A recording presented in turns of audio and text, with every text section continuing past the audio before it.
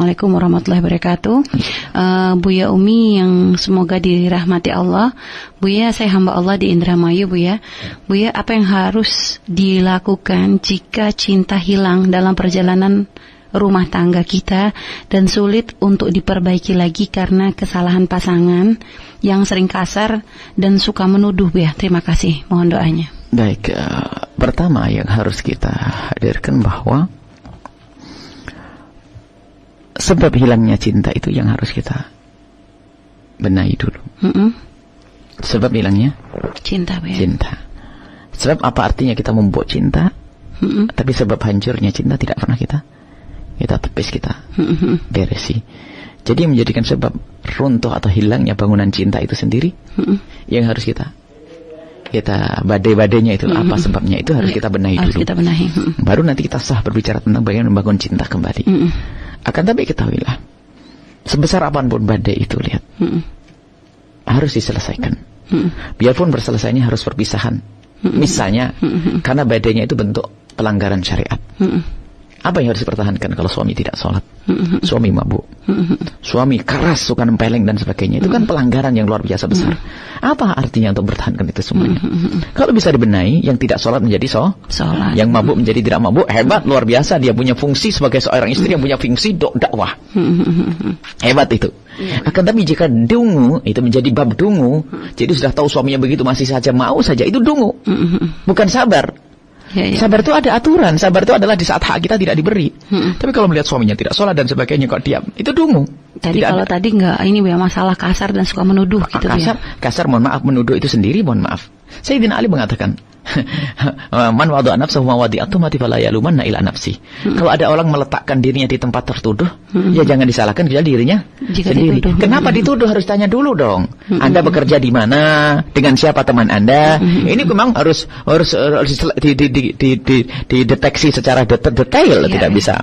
Kenapa suami Anda menuduh Anda? Siapa teman Anda? Dengan siapa Anda bergaul? Kenapa HP Anda sembunyikan? Ya kan?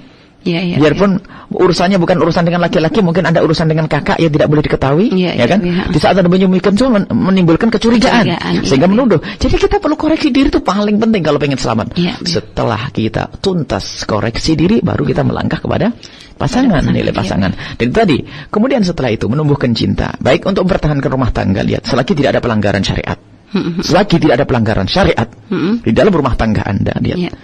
Jika sudah tidak ada cinta, maka yang harus tersisa adalah kasih sayang. Ya kan? Tidak ada cinta adalah kasih sayang.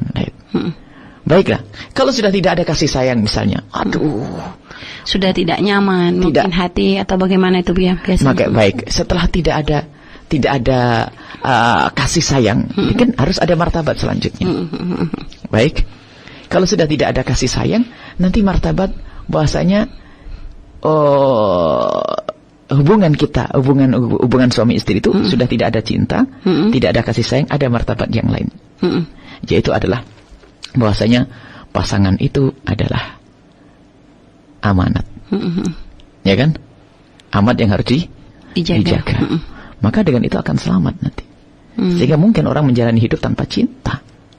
Mungkin sekali menjalani hidup. Tapi kan tidak indah, ya. Tidak indah karena ada tanggung jawab di situ. Tidak indah. Sehingga maka dikatakan kalau engkau menikahkan anakmu dengan seorang laki-laki yang soleh, maka kalau dia tidak mencintainya, dia tidak akan zalim kepadanya. Dia tidak akan zalim kepadanya. Cuma nanti harus dipikirkan, apakah selamanya seperti itu? Kalau seandainya nanti ada pandangan, memang suatu ketika ada seorang wanita minta kepada Rasulullah untuk cerai. Lalu ditanya, apakah karena suami itu tidak baik? Oh, dia sangat baik ya Rasulullah. Cuman karena aku tidak suka di dalam hatiku itu, takut menjadikan aku berbuat zalim. Maka ternyata yang demikian itu diizinkan oleh Nabi. Karena bukan hatinya karena rusak, bukan hatinya karena cenderung kepada laki-laki lain. Itu adalah perempuan binal, perempuan kotor, perempuan hina, bukan. Tapi karena tidak ada rasa cinta. Dia bertahan, tidak berbuat zalim, tidak berbuat kasar, tidak. Tapi takut biaya. Sampai ada suatu ketika kisah seorang perempuan yang tidak mencintai suaminya, sampai suaminya menangis di belakangnya, mengikuti menangis di belakangnya. Ada sebuah kisah pada zaman Nabi Sallallahu Alaihi Wasallam. Artinya ada semacam itu. Tetapi tidak sang istri itu pengen menghindar daripada kezaliman. Takut selamanya berbuat zalim kepada kasar, tidak bisa berkhidmah kepada sang suami.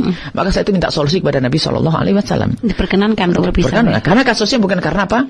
Kemesuman, kekotoran hati dan sebagainya. Tapi karena untuk menghindari kedoliman. Ada pernah terjadi pada zaman Nabi SAW. Tapi ingat, semuanya harus dengan keindahan. Perpisahan dengan indah, perpisahan dengan cara yang baik. Agar anak tidak jadi korban. Lihat. Jadi, apakah setiap perpisahan harus menghancurkan? Oh tidak. Kalau tujuannya karena Allah, itu yang disebutkan dalam hadis Nabi. Dua orang yang saling mencintai karena Allah dan saling berpisah pun karena Allah. Bertemu karena Allah, berpisah karena Allah. Itu akan disanjung mendapatkan payung Allah. Di saat tidak ada payung lagi selain payung Allah Subhanahu wa taala. Kita baik, subhanallah. Baik Bu ya, subhanallah, terima kasih atas jawaban-jawabannya Bu ya, sangat bermanfaat sekali ya bagi kita semua sahabat ya. Dan masih banyak pertanyaan lagi Bu ya, masih belum sempat dijawab dikarenakan waktu. Mungkin insya Allah kita akan sambung lagi di waktu yang akan datang ya, insya Allah dalam pertemuan kita yang akan datang.